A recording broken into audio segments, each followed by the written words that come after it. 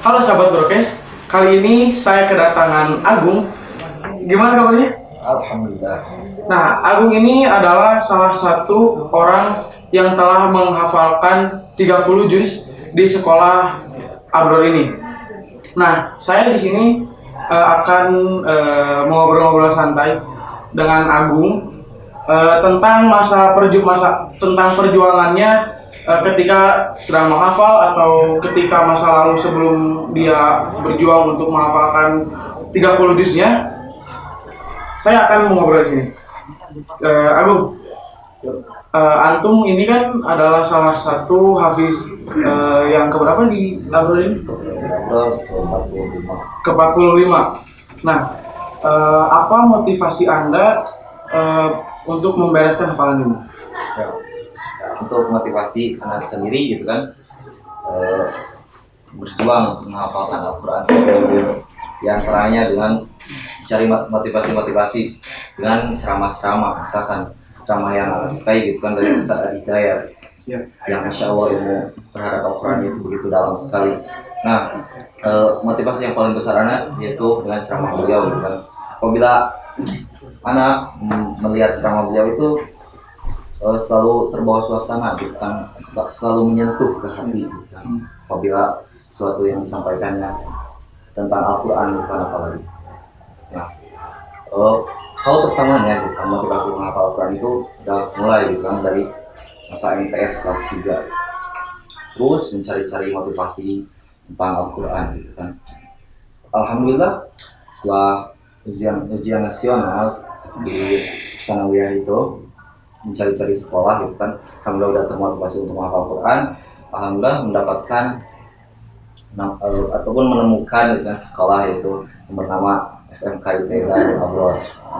Alhamdulillah di sana gitu kan sangat kuat sekali keagamaannya, dari si tahfidz juga pesantrenannya kan sangat luar biasa sekali. Masuklah ke sana gitu kan. Pertama kali masuk ke sana itu anak udah mendapatkan atau mempunyai hafalan 1 juz kan. Nah, terus ditambah lagi Pertama 1 juz? Iya, satu juz. Saya mulai mencoba-coba, alhamdulillah gitu kan. Memang sulit ya. Dalam untuk pertama kali memang sulit. Kan terus karena terusan gitu mencari motivasi gitu kan, di antaranya orang tua gitu kan menjadi mulia gitu kan, ataupun apapun gitu kan yang berkaitan dengan Al-Quran semuanya akan menjadi mulia gitu kan, karena termotivasi dengan kalimat itu saja. Itu yang untuk pertama kali gitu kan. Mulailah di Abror itu hafal gitu kan, yang semula sangat sulit sekali itu pertama kali menghafal di Abror gitu kan, karena pertama kali juga merasakan pesantren gitu kan, karena pertama kali masuk pesantren itu di SMK, di SMK menghafal terus gitu kan. Alhamdulillah gitu, banyak partner juga teman gitu kan, yang saling memotivasi gitu kan satu sama lain. Alhamdulillah gitu, banyak teman-teman di sini seperti itu Yang mendukung juga? Iya, mendukung juga. Nah, sampailah gitu kan, alhamdulillah anak menziyadah Al-Quran itu selama 1 tahun 1 bulan. Alhamdulillah Itu beres? Alhamdulillah kan 30 juz. Terus ditasbihkan hafalan terakhirnya gitu kan di sana, dan anak termasuk yang dari tahun 45 hafid dari SMK Darul Abror ini gitu. Nah, tadi kan antum sudah berbicara bahwa antum dari Abror ini membawa hafalan hanya 1 juz. Tapi dalam waktu 1 tahun beberapa bulan antum sudah membereskan 30 juz dari ini. Nah, yang saya tanyakan adalah apa yang Anda lakukan ketika waktu SMP? Apakah Anda di SMP juga selalu menghafal, apakah masa lalu antum itu tidak terlalu dekat dengan agama Islam atau seperti apa? Nah, itu pertama kali gitu kan terkait dengan Al-Quran ataupun perjalanan dari mulai sana gitu kan. Misalnya dari SD, alhamdulillah anak udah dekat gitu kan dengan Al-Quran gitu kan. Dan sudah bisa membaca Al-Quran SD? Bisa, udah lancar gitu kan. Orang-orang menilai bagus juga bacanya gitu. Di MTS kelas 1 rajin dan bagus lah sama orang-orang itu, mulai berteman, tetapi tidak menghafal ya, belum menghafal, masih bisa lah dengan Al-Quran itu. Nah, dan ini kalau masa-masa perjalanan Di kelas 8 itu anak pernah terbawa-bawa kan pergaulan yang kurang baik lah. Pergaulan bebas. Enggak pergaulan bebas. Ya, anak terbawa-bawa gitu kan sama mereka gitu kan, yang misalkan ada yang bolos mah gitu kan, ataupun kabur ya seperti itu, ataupun bahkan merokok gitu kan. Apakah Anda ikut? Kalau anak, tapi anak saat melakukan itu gitu kan bersama mereka mengikut-ikuti, tapi anak belum pernah gitu kan melakukan apa yang mereka lakukan, hanya mengikut-ikut saja gitu, seperti itu. Di kelas 8 itu memang masa-masa gitu jauh sekali gitu kan terhadap Al-Quran ini. Nah, barulah di kelas 9 awal gitu kan, alhamdulillah menemukan mungkin ini di antara hidayah dari Allah Subhanahu wa taala juga, dipertemukan dengan sosok ustaz gitu kan yang tadi anak jelaskan, yaitu Adi Hidayat.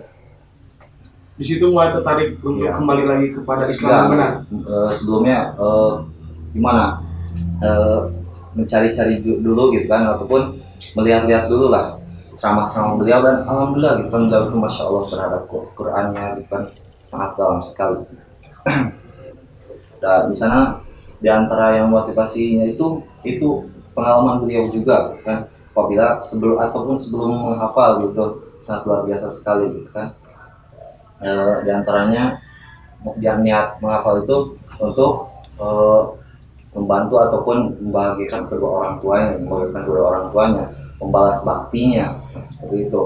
Sangat motivasi sekali karena beliau itu kehilangan orang tuanya, yaitu ayahnya gitu kan sejak saat 12 tahun. Anak terus mencari motivasi tentang Quran. Di sana mulai kan di kelas 9 awal itu mulai termotivasi pada Al-Quran itu. Barulah mulai menghafal itu di kelas 9 semester 2-nya kan, di saat orang lain gitu kan, karena di sana bukan khusus tahfidz, di sana sanawiyah pesantren tentang kitab-kitab begitu fikih gitu kan. Mulailah anak membawa Quran gitu kan, dari masuk ke kelas itu setiap pagi itu sampai pulang sekolah baca dulu gitu, belum mulai menghafal gitu, Melancarkan Al-Quran. Ya, melancarkan dulu yang sebelumnya udah nggak dekat gitu kan, mulai lagi mendekati Al-Quran.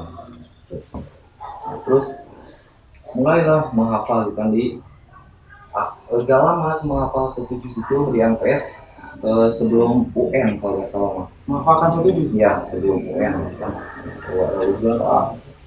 Punya anak fokus dengan Al-Quran, ke kelas belajar Al-Quran sendiri, yang lain keluar bermain jajan sendiri di kelas gitu kan, menghafal Al-Quran, coba mengulang-ulangnya gitu kan. Dan alhamdulillah Allah memudahkan semua itu gitu kan, karena Allah Subhanahu wa taala berfirman juga kan, Rasul juga mencontohkan ataupun bersabda juga gitu, man yuridillahu bi khairan yufaqihu fid din. Orang siapa yang menginginkan gitu kan ilmu agama, maka Allah akan memahamkan agama keterangannya dan akan memudahkan beliau mencarinya gitu kan. Nah, seperti itu di antara perjalanan anak itu menghafal. Nah, ada satu yang saya penasaran. Antum ini kan di sekolah itu bisa disebut, bisa dijuluki oleh teman-teman itu gudangnya dalil. Antum bisa ketika ngobrol atau apa, antum bisa mengeluarkan dalilnya. Ketika ada hukum-hukum, antum bisa mengeluarkan dalilnya. Nah, itu apakah antum menghafal satu persatu dalilnya, atau antum seperti cuma mendengar saja, antum sudah hafal? Nah, untuk itu gitu kan, alhamdulillah gitu kan, anak nggak ada niatan menghafalkan dalil-dalil seperti itu. Sebelumnya seperti itu, karena anak hafal dalil-dalil itu karena mendengarkan gitu kan, ceramah Ustaz Adi Hidayat, alhamdulillah gitu kan. Mungkin dikarenakan keberkahan ilmunya gitu kan, terjemahannya juga mudah diterimanya gitu kan. Setiap kalimat-kalimatnya selalu langsung menempel gitu kan, menempel. Nah, alhamdulillah gitu kan, dari mulai tentang itu yang paling menarik itu waktu Ustaz Adi menyebutkan tentang nasab gitu, dari Nabi Muhammad sampai Nabi Adam itu seketika langsung ingat gitu kan, dengan sesuai dengan apa yang diucapkan Ustaz Adi Hidayat kan. Sangat mudah sekali alhamdulillah gitu kan, kepada Allah SWT. Dan dalil juga gitu kan, karena ceramahnya beliau juga gitu kan, banyak sekali, karena beliau itu mungkin hanya beberapa gitu kan di Indonesia yang kuat sekali hafalannya gitu kan, menyebutkan Al-Quran juga dengan ayatnya, nomornya, kan halamannya gitu kan, masya Allah. Nah, nah juga agak lumayan termotivasi gitu kan untuk melanjutkan ataupun meniru kebiasaan beliau gitu kan. Tapi apakah antum juga ketika mau menyampaikan dalil itu apakah hafal dengan halamannya, terus barisnya, apakah antum juga tahu? Nah, untuk penyampaian dalil yang Anda sampaikan gitu kan, biasanya apa? Refleks lah istilahnya seperti itu. Langsung, jadi apabila ada kalimat ini langsung kebayang apa yang disampaikan Ustaz tadi, iya gitu kan. Nah, itu misalkan apa ya tentang Al-Quran, misalkan apa dari tentang Al-Quran di dalam Al-Quran gitu kan, ataupun di hadis, alhamdulillah mengetahuinya kan. Nah, antum ini kan hafalan 30 juz itu memulai hafalan dari kelas SMA ya. Apakah waktu SMP antum itu seperti anak remaja biasanya itu pernah pacaran atau pernah jalan berdua? Apakah antum pernah seperti itu juga? Ya. Ketika masa jahiliyah? Kalau itu memang pernah sih, kalau diceritakan. Boleh diceritakan itu? Boleh silakan aja. Ya. Agar menjadi motivasi kepada para penonton juga. Nah, dulu itu emang udah pernah gitu kan terjerumus dalam hal itu gitu kan. Ketika kelas 8 itu? Ya, mungkin ya kelas 8 tepatnya gitu kan, dari kelas 7 akhir-akhir lah. Ya, seperti itu. Sudah terpancing ya? Ya udah mulai terpancing gitu kan, karena dunia luar gitu kan sangat itu banyak nafsu-nafsu gitu kan dari dalam diri gitu. Dari kelas 8 kalau nggak salah, sama dekat dengan salah seorang kan perempuan. MTS? Iya, MTS. Namanya siapa? Ya, namanya. Nah, perlu disebutin namanya ini.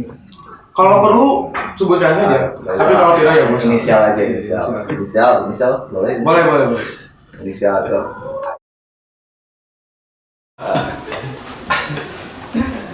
Terus apakah antum ketika itu pacaran menyatakan rasa atau Enggak. Itu tuh hanya apa ya, deket gitu kan, tapi ya deket gitu, tapi gak sampai berlebihan gitu kan, tapi enak aja, kayak apa ya, mungkin bisa dibilang menyimpan rasa? iya ya seperti itu, tapi gak disampaikan gitu kan, deket aja gitu, enak gitu apabila dekat dengannya gitu. Nah, setelah ketika antum itu dekat dengan salah seorang wanita yang antum suka itu, apakah antum di situ mengingat Islam, ataupun maksudnya ketika hijrah itu apakah antum masih dekat sama perempuan itu? ASKH itu? Setelah hijrah, maksudnya setelah di kelas Sebelum 9 itu ketika mau hijrah? ketika mau Ya. hijrah gitu kan, ada lah gitu kan, ada gitu, masih ada gitu kan, perasaan gitu kan, sangat berat sekali menghilangkan rasa yang seperti itu gitu kan, sangat susah sih. Tapi ketika antum sudah bulat untuk hijrah, apakah antum berani untuk menjauhinya, atau ketika hijrah antum tetap masih dekat? Ya, kalau dikaitkan gitu kan dengan agama kita gitu kan, bahwa karena semua itu karena nafsu kita juga gitu kan, bahwa dalam diri kita itu terdapat nafsu gitu kan, yang menjadikan seorang itu apabila meskipun dia udah menjadi baik, tapi bakalan ada gitu kan rasa-rasa ataupun nafsu-nafsu yang menginginkan hal yang seperti itu gitu kan. Nah, jadi karena itu waktu itu meskipun udah mulai gitu kan menjauhi hal yang seperti itu, tapi masih ada, meskipun berkurang gitu, tapi masih ada seperti itu. Nah, antum ini cara menghafalkan, kembali tentang penghafalan lagi. Kita lupakan saja yang tadi, kita langsung kembali lagi. Cara antum untuk menghafal Al-Quran itu seperti apa? Karena kan satu tahun itu menurut saya tidak mungkin untuk menghafal, karena saya saja dari SD itu sudah menghafal Al-Quran, tapi sampai sekarang anak itu tidak bisa membereskan hafalan. Apa motivasi atau siapa penyemangat antum agar antum itu terus berusaha untuk menghafal gitu? Ya, kembali lagi gitu kan, untuk penyemangat yang paling utama alhamdulillah gitu kan, dari Ustaz Edi sendiri gitu kan, yang kedua orang tua gitu kan. Nah, yang yaitu misalnya itu diajarkan juga tahapan ataupun cara-cara menghafal gitu kan, bahkan sampai 30 hari gitu kan, 30 juz, masya Allah, sampai 1 tahun lebih. Nah, ada tahapan cara-caranya yang disampaikan oleh Ustaz Ali gitu kan. Nah, anak mencoba mengaplikasikan ataupun mengamalkan cara yang telah disampaikan Ustaz Ali itu, yaitu menghafal Quran metode santai gitu kan. Awalnya seperti itu, yang 1 tahun 8 bulan atau 4 hari masih lebih tepatnya, itu dengan 1 halaman per hari gitu kan. Nah itu Antum melakukannya itu? ya, melakukannya sangat sulit sekali gitu kan untuk awalan, seperti yang tadi disebutkan juga. Waktu antum menghafal itu waktu yang pas ya, waktu yang pas kan kadang ada kita itu bisa menghafal banyak itu ketika pagi, ada yang ketika malam, ada yang ketika waktu sholat qiyamul lail. Antum termasuk orang yang bisa menghafal itu ketika waktu apa? Nah, kalau anak waktu menghafal yang paling enak itu biasanya, karena menghafal itu biasanya enaknya nggak ada Sepi. suara apapun gitu kan, lebih enaknya hening gitu, enak sendiri gitu kan. Biasanya anak mencari-cari waktu misalkan di qiyamul lail gitu, seperti itu, ataupun bahkan di waktu sore dan menyendiri, misalkan kalau di sini gitu kan, waktu itu anak suka ke kelas gitu kan, kelas bawah gitu kan. Nah seperti itu di antara pengalaman anak menghafal Quran itu. Gini ya, saya itu kan sama seperti antum ini penghafal Al-Quran, tapi masing-masing orang itu mempunyai mempunyai kemampuannya itu untuk menghafal. Misalnya satu hari itu ada yang 1 halaman, ada yang 1 hari itu bisa sampai 1 juz, ada yang 1 hari itu hanya 5 baris atau 2 baris, ada yang tidak sama sekali menghafal. Nah, antum itu termasuk orang yang sehari itu menghafal itu bisa berapa? Nah itu berbeda-beda ya gitu kan, tergantung motivasi ataupun kesiapan diri kita juga gitu kan saat menghafal itu. Misalkan, semangat tidaknya. Ya, semangat tidaknya. Nah seperti itu.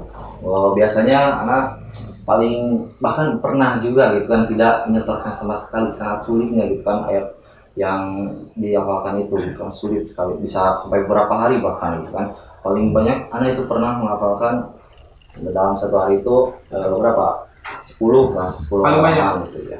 Kalau biasanya kebanyakan itu 1 hari itu mendapatkan hafalan itu berapa? Ya, karena alhamdulillah waktu di abroad itu gitu kan dapat takhusus gitu, masuk kelas takhusus ya, hafal takhusus ya, dalam hafalan Quran yang minimal per harinya itu 2 halaman ya. Takhusus itu adalah kelompok hafalan yang khusus Ya, gitu ya? khusus gitu kan, Khusus jadi untuk dicetak untuk membereskan hafalan ya, gitu.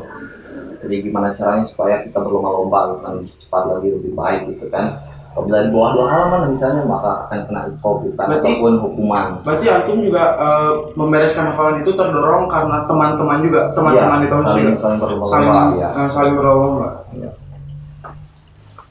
Nah, apakah antum itu ketika selesai hafalan 30 juz itu, perasaan antum itu seperti apa? Nah, baiklah gitu kan, saat setelah beres ya, setelah beres 30 juz, luar biasa sekali kan. Mungkin yang pertama takut gitu kan.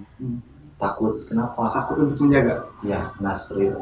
Tapi kalau lebih dalam lagi takut misalkan dalam diri ini gitu kan, ataupun hadir perasaan-perasaan untuk sombong ataupun riya kan, ataupun yang menjadikan orang misalkan dia cuma mau itu aja gitu kan, terkenal aja gitu, misalkan seperti itu. Takut sekali seperti apabila saat setelah membereskan gitu kan hafalan 30 juz itu, takut godaan-godaan itu lebih banyak gitu kan, bahkan ada gitu kan ketakutan yang lebih, diantaranya yang menjadikannya malas gitu kan, ataupun mendekatkan Al-Quran itu jadi malas lah, nggak seperti saat sebelum membereskannya gitu kan. Nah takut sekali ada gitu.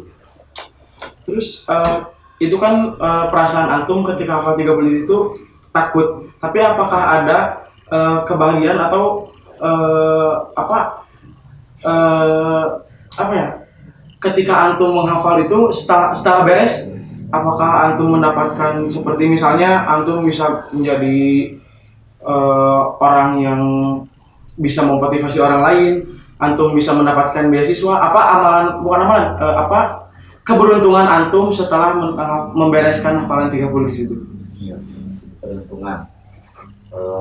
Mungkin saat pertama kali membereskan itu kan alhamdulillah orang tua pun yang di rumah gitu kan di sana mensupport juga, mengapresiasi gitu kan, bangga. Bahkan saat setelah ziarah ataupun tasmikan itu sorenya orang tua langsung datang ke sini gitu kan sama keluarga besarnya, alhamdulillah gitu kan, mereka pada nangis gitu kan di sini, nah juga terharu gitu kan, serta ikutan juga pada saat itu.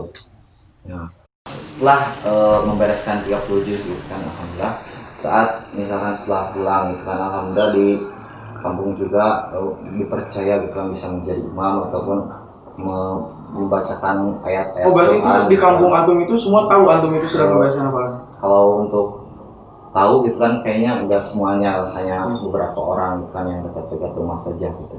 Alhamdulillah gitu kan bisa jadi imam ataupun tilawah gitu kan di acara-acara tertentu seperti itu. Nah, cara antum, karena kan setahu saya itu yang berat itu bukan ketika menghafal, tapi yang berat itu ketika sudah membereskan hafalan terus memurojaahnya. Nah, cara antum untuk memurojaah hafalan 30 juz antum itu seperti apa? Nah, untuk mempertahankan gitu kan Iya, hafalan mempertahankan. ya. Nah, karena kalau di sini memurojaah hafalan itu bertahap gitu kan, dari mulai satu halaman gitu kan, misalkan yang paling sedikit itu satu halaman gitu kan, bisa memurojaah terus memurojaah, karena di sini targetannya seperti itu gitu kan. Kalau di ikhwan itu atau di laki-laki lebih dikhususkan untuk menghafal dulu, nantinya memurojaah kan. Jadi seperti itu.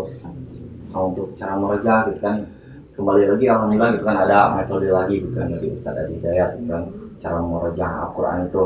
Jadi itu murojaahnya dimanapun dan kapanpun gitu kan. Misalkan karena kalau di sini mempraktikannya bisa dengan membawa Al-Quran gitu kan, waktu itu Al-Quran kecil gitu kan, dimanapun, jadi diulang-ulang lah ayat itu gitu kan sampai benar-benar kuat gitu kan hafalannya, seperti itu, sampai terus menerus gitu kan. Bahkan ada yang sulit sekali gitu kan dalam murojaahnya gitu kan, ya seperti tadi lah. Jadi murojaah itu ada yang seperti kayak menghafal lagi gitu kan, kayak baru bertemu lagi dengan ayat itu karena udah lama gitu kan. Nah seperti itu.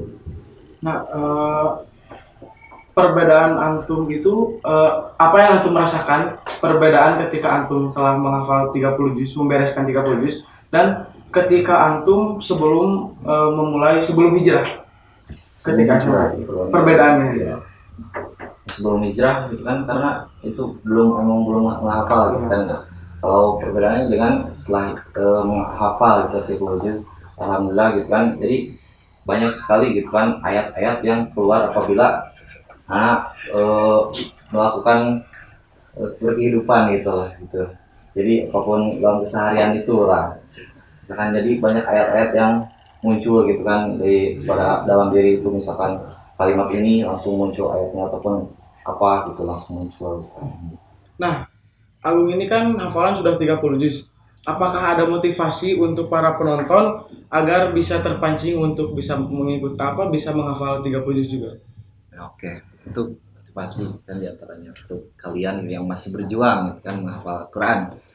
Diantaranya anak mendapatkan ilmu gitu kan dari beliau juga gitu kan, udah tahu dari tadi kan. Yang pertama gitu kan, motivasi ke dalam diri itu yang sangat menguji niat gitu kan, niat yang ikhlas karena Allah Subhanahu wa taala gitu kan. Disebutkan juga gitu kan di Quran surat Al-Bayyinah itu ayat kelima, wa ma umiru illa liya'budullaha mukhlishina lahuddin. Kami tidak memerintahkan kepada kalian itu ya kecuali untuk ikhlas gitu kan dalam beragama itu kan. Nah selanjutnya ada juga tahapan gitu kan dalam menghafal Al-Quran itu, motivasinya itu bersungguh-sungguh gitu kan dalam menghafal Al-Quran gitu kan.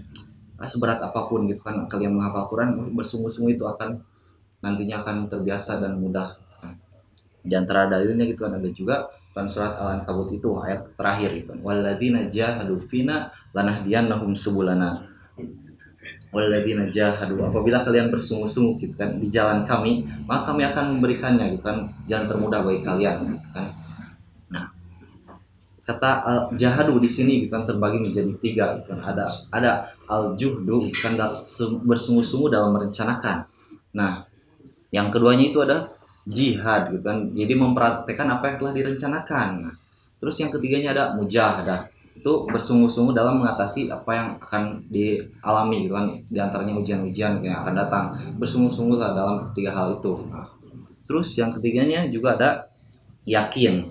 Nah, yakinilah gitu kan bahwa menghafal Al-Quran itu mudah gitu kan. Sudah disebutkan juga, bahkan ditegaskan 4 kali. Allah meyakinkan 1 kali saja kepada hambanya, maka kita wajib gitu kan meyakininya gitu kan, percaya gitu kan.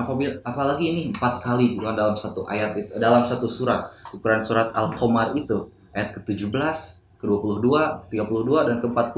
Walaqad yassarnal Qur'ana lidzikri fahal mim muddakir. Sungguh kami telah mudahkan Al-Qur'an untuk diingat dan dihafalkan. Adakah dari kalian yang ingin mengingat dan menghafalkannya? Bertanya Allah. Saking mudahnya gitu kan Allah menegaskan sampai 4 kali gitu kan. Karena ada yang suatu yang luar biasa gitu kan apabila kita mendapatkan Al-Qur'an gitu kan. Nah, terus tahapan selanjutnya yang keempat ada sabar gitu. Nah, seperti tadi dalam menghafal itu tidak seterusnya bakalan mudah gitu kan, ada ujian-ujian yang datang melanda gitu. Di antaranya dalam keseharian ada orang lain gitu pun ataupun ada lawan jenis nih misalkan, itu yang paling berat. Di antara dalilnya gitu kan disebutkan juga dalam Quran surat Al-Baqarah gitu kan, ayat ke 214. Di antara ujiannya gitu kan ataupun artinya apa, kalian akan mengira akan mudah gitu kan mendapatkan apa yang kalian inginkan, bahkan karena belum sampai sepenuhnya gitu kan ujian-ujian dari kami, di antaranya ujian yang ringan, menengah sampai berat.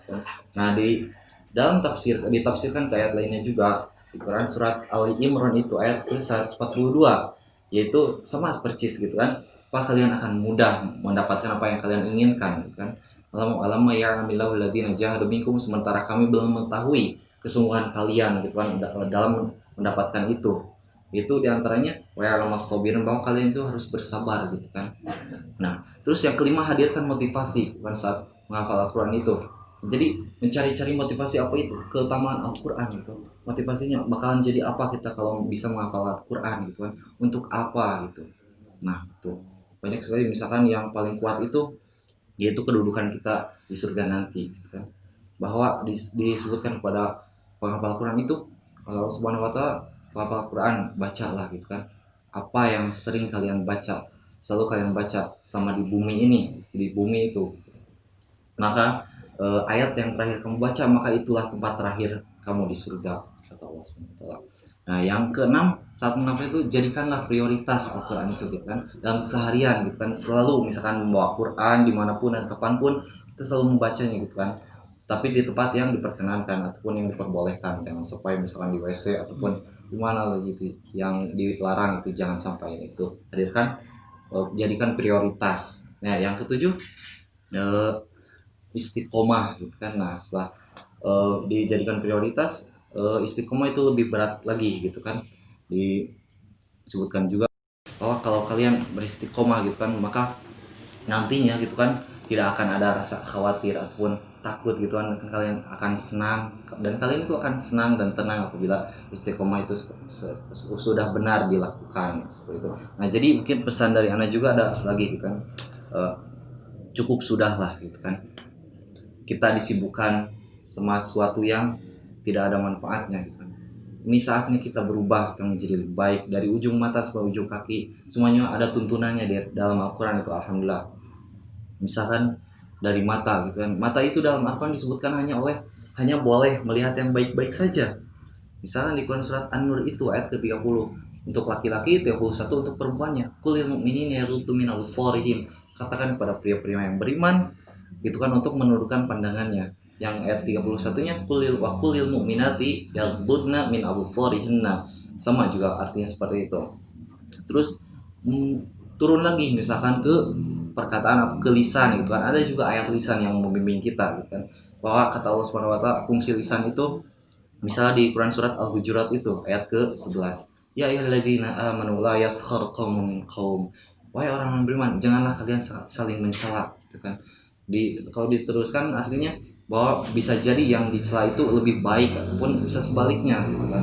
Nah, turun lagi misalnya ke tangan gitu kan, jangan sampai curang, wailul lil mutaffifin, dan ayat-ayat lainnya pun pencuri nih, hukumannya wasariqatu faqtu aydiyahuma. Apabila ada pencuri laki-laki dan perempuan ketahuan mencuri, maka potonglah tangannya sampai ke kaki, gitu kan. Sangat luar biasa sekali ayat kaki itu. Misalkan Quran surat Al-Furqan itu ayat ke 63, wa ibadur rahmanil ladzina yamshuna 'alal ardi hauna.